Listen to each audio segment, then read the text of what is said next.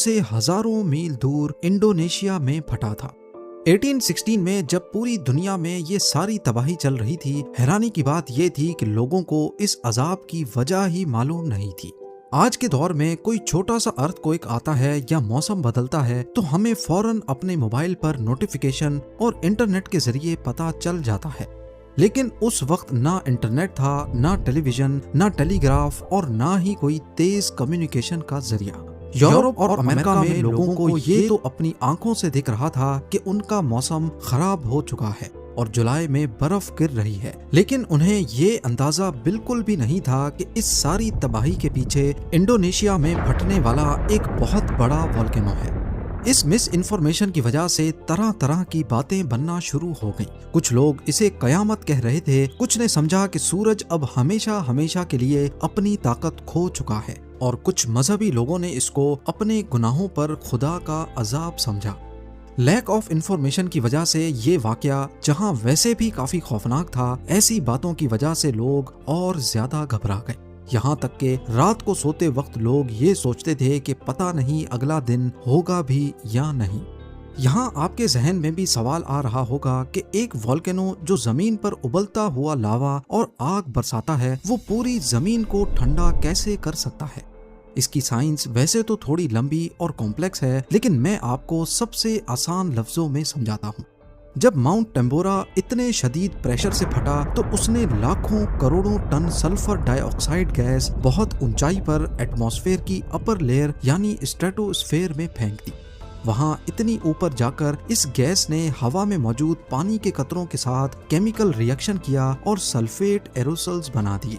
अब ये एरोसल्स कोई आम चीज नहीं थे, ये एक किस्म के छोटे छोटे और बहुत ही माइक्रोस्कोपिक शीशे यानी मिरर्स की तरह काम कर रहे थे।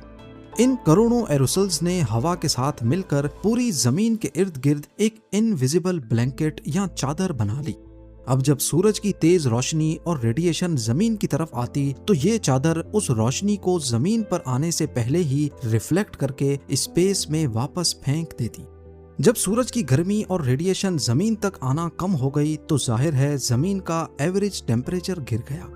यूं समझ लें कि जैसे पूरी दुनिया का एसी फुल पावर पर ऑन कर दिया हो, लेकिन उसे बंद करने का रिमोट कहीं खो गया था। यहाँ सवाल पैदा होता है कि आखिर फिर ये सब खत्म कैसे हुआ। सल्फर और वोल्केनिक ऐश के ज़रात हमेशा स्ट्रेटोस्फेयर में रहने वाले नहीं थे। आहिस्ता आहिस्ता ग्रेविटी ने अपना काम दिखाया और वक्त के साथ साथ वो ऐश वापस जमीन पर गिरने लगी।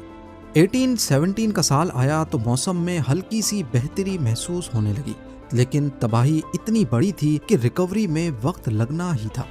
1818 और 1819 तक पहुंचते पहुंचते दुनिया के अक्सर हिस्सों में सूरज की रोशनी पहले की तरह चमकने लगी और गर्मी का मौसम आहिस्ता आहिस्ता वापस लौट आया। फसलें दोबारा उगने लगी और खेत एक बार फिर हरे भरे हो गए। साइंटिस्ट का मानना है कि तकरीबन 1820 तक यानी धमाके के पूरे 5 साल बाद दुनिया का टेम्परेचर और मौसम मुकम्मल तौर पर नॉर्मल हो गया।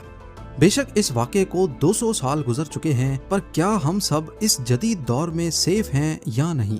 आपको यहाँ बताता चलूं कि अगर आज के दौर में ऐसा कुछ हुआ तो शायद तबाही पहले से कहीं ज्यादा होगी।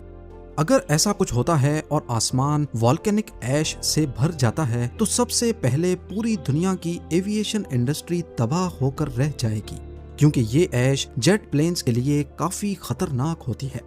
इस खतरे को दुनिया ने तब एक्सपीरियंस किया जब ब्रिटिश एयरवेज की फ्लाइट 009 जकार्ता के करीब एक वोल्केनिक ऐश के बादल में चली गई। नतीजा ये निकला कि जहाज के चारों इंजन फेल हो गए। इस हादसे के बाद वोल्केनिक ऐश के बादल को जेट इंजन्स के लिए खतरनाक करार दे दिया गया। इमेजिन करें जब किसी एक रीजन में जंग चल रही हो और सिर्फ वहां की फ्लाइट्स डिस्टर्ब होने से पूरी दुनिया पर इफेक्ट पड़ता है, तो अगर पूरी दुनिया की फ्लाइट्स कैंसिल होने लगेंगी तो कैसा कोहराम मचेगा। जो लोग जहां हैं वहीं फंस कर रह जाएंगे। इसके अलावा पैनिक में स्टॉक मार्केट्स क्रैश हो जाएंगी। करोड़ों लोग उस मोमेंट पे बेरोजगार हो जाएंगे जब फूड सप्लाईज शॉर्ट होंगी और उनकी कीमतें आसमान से बातें कर रही होंगी। लोग डर के मारे घरों से निकलना छोड़ देंगे और जैसा कि आजकल माहौल चल रहा है, सोशल मीडिया उस वक्त फेक न्यूज और पैनिक फैलाने में कैटलिस्ट का काम करेगा। आज हमारी टेक्नोलॉजी जितनी भी एडवांस्ड हो, लेकिन कुदरत की इस बेपनाह और जालिम ताकत के आगे हम आज भी उतने ही बेबस और कमजोर होंगे जितने 1816 के बेचारे लोग थे। सबसे ज्यादा परेशानी की बात यह है कि माउंट टेम्बोरा कोई मरा हुआ वॉल्केनो नहीं है, बल्कि वो आज भी एक एक्टिव स्ट्रेटो वॉल्केनो है।